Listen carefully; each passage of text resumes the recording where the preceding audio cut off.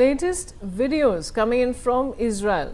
Now here's a video that captures a US Air Force B-1B Lancer heavy bombers taking off to strike Iran yesterday.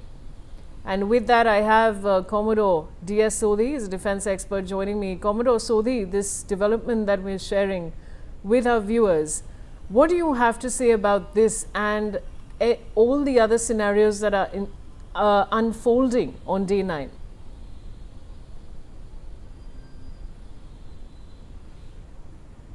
See, so far as the US is concerned, US is very clear that they are going to go ahead and do the attacks on Iran using all types of weapons they have got other than the nuclear weapon as of now.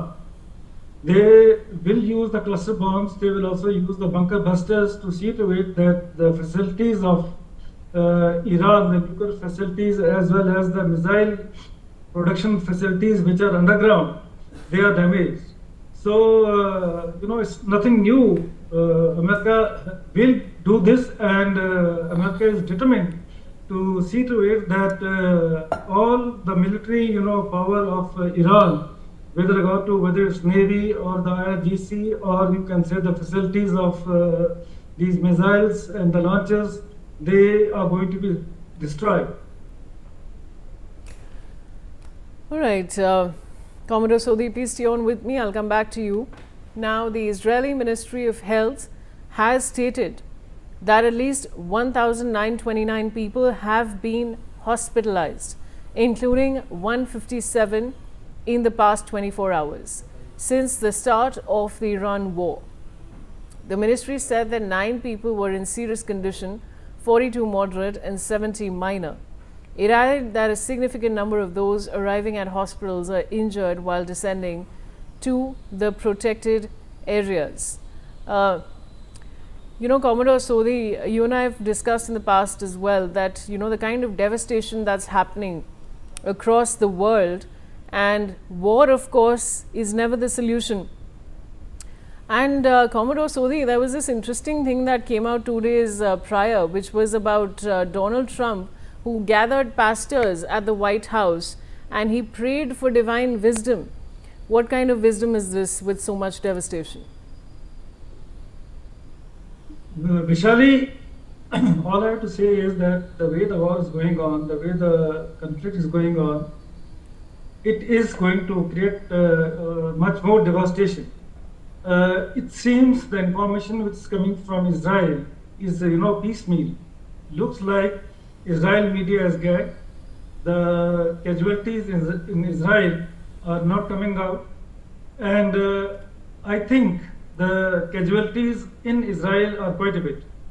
Similarly, if you see the destruction worldwide, Middle East, again, destruction is huge. Energy sector has been targeted. Now even the oil refineries and the oil tanks in Iran are also getting targeted. So it's a huge devastation which is taking place as of now. Coming to the divine part of it, I have authored a book named Kashmir, Divine Connect and Sikh Root. When I wrote that book, I had gone through about the divine intervention which takes place in various scenarios. Yes, now it looks like that Trump too believes that what he thought and the way he thought that he's going to annihilate Iran, in very few days, now he knows that it's not going to happen. And maybe he is now looking at the divine intervention as to how to stop this conflict, at the same time, claiming that he has got victory over Iran. So that is where Mr. Trump is. That is absolutely true, Commodore Sodhi, and we can only wish that divine intervention eventually lands in his life with what he's really doing with so many people. With that, I want to go across to Mr. Sanjeev Srivastav. He's a foreign affairs expert. Mr. Srivastav, as of yesterday, the US-Israel conflict with Iran has resulted in over 1,332 deaths in Iran. And the conflict, which began on February 28, has also resulted in 11 deaths in Israel and 6 deaths deaths among US soldiers, and this number will very sadly and unfortunately increase. What do you have to say?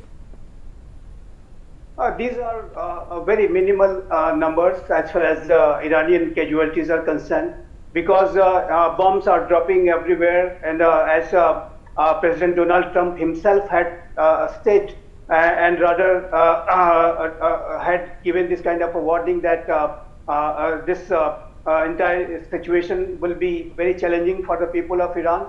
So there's no doubt that a lot of very, very concerning, deeply concerning scenarios are there in Iran in particular, and also people of Israel are also under a lot of fear at this point of time, because several of those barrage of missiles are able to go through the various Iron Dome system, etc., and they are able to hit the targets. And certain reports are coming that several places in Israel have also been hit. So I think the situation is grim for people of Israel too.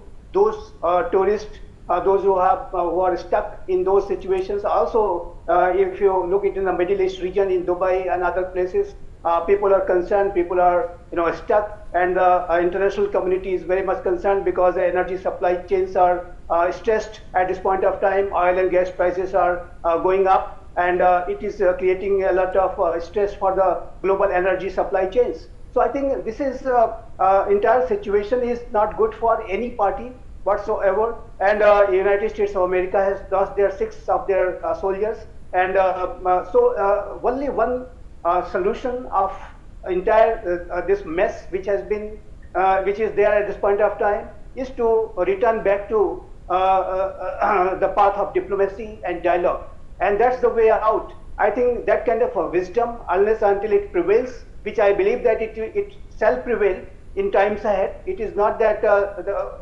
parties will continue this kind of attacks and counterattacks for very, very long time. And though United States of America has enormous power, enormous capabilities and resources, US and Israel have, but they will have to also give due considerations to the dialogue and diplomacy path, because I would argue that the US